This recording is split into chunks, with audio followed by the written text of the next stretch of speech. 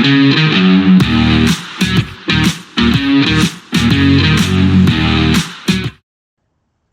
welcome back to the SuperCoach Nuff channel. In this video we're going to review round 5 of the 2024-25 SuperCoach NBL season.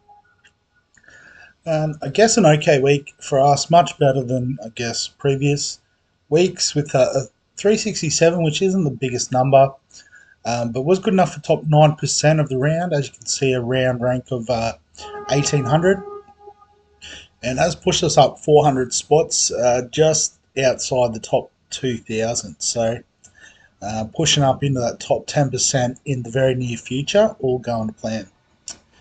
I guess the only sort of black spot is the 0 league wins, but we'll look at that in a minute.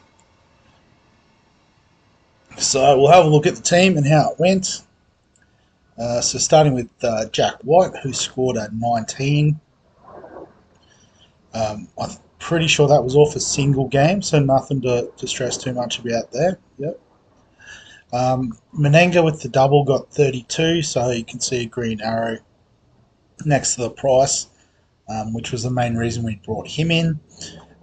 Galloway with the 9 was a little bit disappointing, and Henschel with the 15s made a little bit of cash, but potentially with Bryce Cotton out for a period of time with a busted rib, could see some more minutes go his way. Vodenberg with a 36 is a great return, particularly off a single game week. Olbrich with the 26, so obviously made the right call there.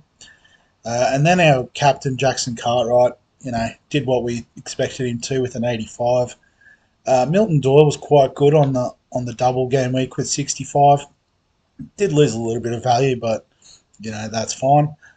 Hickey with 27 was nice off the bench, and Pepper 9 points for him.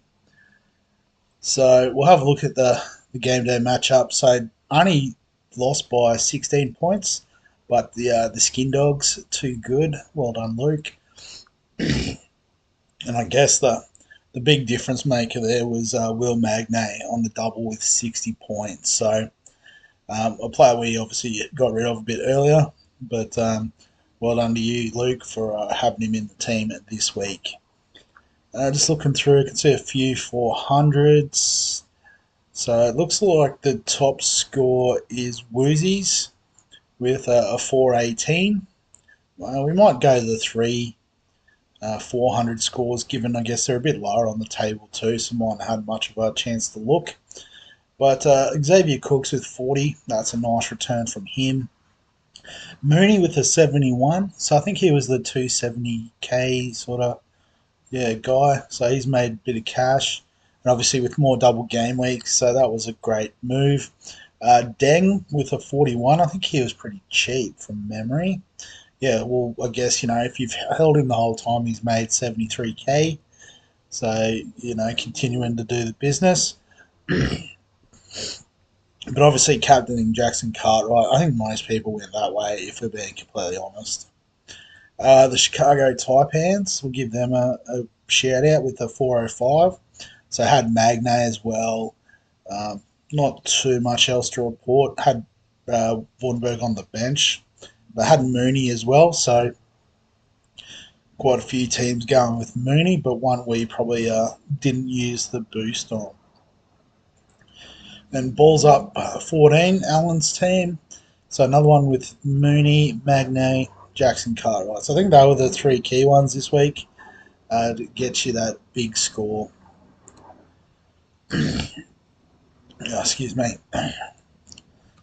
So in terms of this week, we've got a good run where we get quite a few double game week teams. So this week, obviously the Breakers we've talked about previously, but Southeast Melbourne on the double, Illawarra, Melbourne, Cairns, and Sydney as well. So lots of great options this week. So I guess you've got to look a little bit further afield. So next week, you've got Melbourne again, Southeast Melbourne again, New Zealand again, Sydney again on the double, and then Perth as well, and Tasmania. So, we've got the likes of Doyle, Pepper and Henschel there from Perth. Obviously, we could hang on to them a week and then get the double, But then we are costing ourselves some options that have the double this week. Um, and then I guess looking forward to round 8, this is where Perth have a double again. Tasmania have a double again. So that sort of, even strengthens that argument. But Melbourne again. So I think Melbourne have 3 doubles in the next 3. So 6, 7, 8. So, Jack White is a lock in our team, but we might also look at bringing in another asset there. But if we have a look at the early trading, you've got Matt Hurt from Southeast Melbourne. So obviously 2 double game weeks back to back, which is really nice. And he's, averaging 35. So he's a prime option. And then the next 2, Darling and Glover, are those cheap sort of cash generation options. Again, on the double, can produce these 30-point top scores. That would be lovely. You've also got Mooney at that mid-price sort of option. Cooks, a sort of alternative for the high scoring with the double in the next 2 game weeks. I guess as well, potentially Jalen Adams hasn't featured, but has dipped a little bit in price. So, you'd sort of be a bit braver going that way.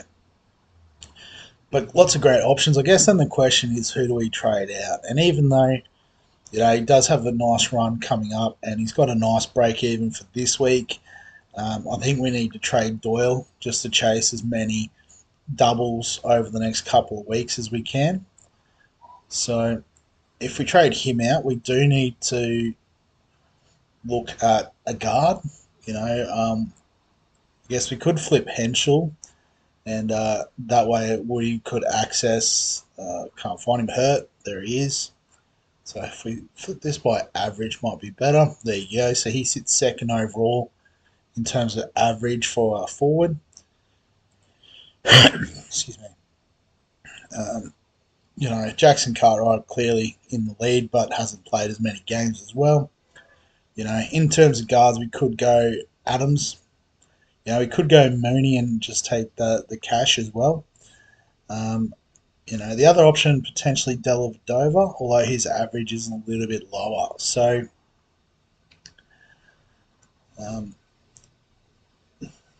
so I guess let's have a look with Mooney. I haven't played around with this too much, if I'm being honest. And then in terms of moves after that, probably wanting to get one of these cheaper guys, either a Darling or a Glover. So I guess, Darling would be the easy one. We just trade out Galloway and we go by break even's the best way to find him.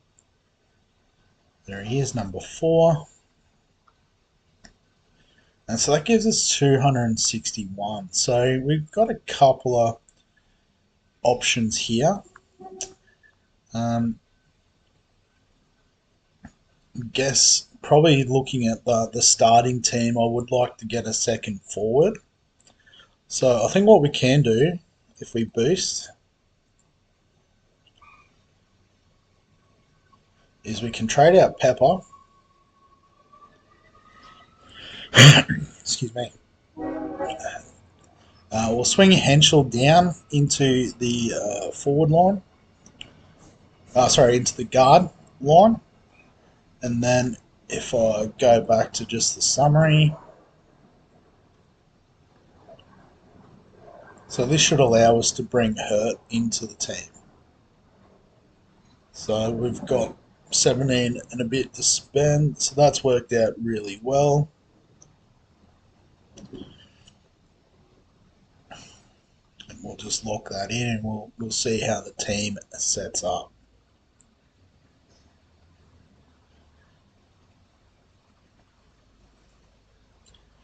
So I guess we'll put Hurt on the starting lineup. So if we have a look, the starting 5 this week, we've got Southeast Melbourne on the double, Melbourne double, Cairns on the double. So the starting 5 all doubles, the 2 Breakers guys on the double, the 2 Illawarra guys on the double. So we've got 9 double game weeks, and then we've got Henschel, who obviously on the single this week, but potentially, double round 7, double round 8. So, I think the moves sort of going into next week will probably be the Vordenberg and the Illawarra guys out, and we'll start targeting. Tasmanius, maybe Doyle can come back in with the right sort of dual positions. Um, Obviously, depending on how Cotton goes, he could be a sneaky outside option. Um, there might be someone else that just pops up out of the ground, given that they've got the double game week 7 and 8. So that's sort of, I guess, the way we're looking at moving the team forward over the next few weeks. And then honestly, that's probably enough forward analysis for me. You can see the doubles start to slow down, like Perth yet again. Maybe Brisbane will be interesting. Looks like they've got their first double in round 9. But we'll obviously cross that bridge a bit closer to when we get there. But I guess the last thing is just the captaincy, vice captaincy. So I think Jackson Cartwright is a very comfortable captaincy option. I will put Hurt as VC just based on average. Um, but yeah, Jackson Cartwright should do the job for us. Um, I guess just I was going to say maybe Menenga can move into the centre, but Vordenberg is averaging 30 and does have a double this week, so we'll back him in to continue doing the business for us.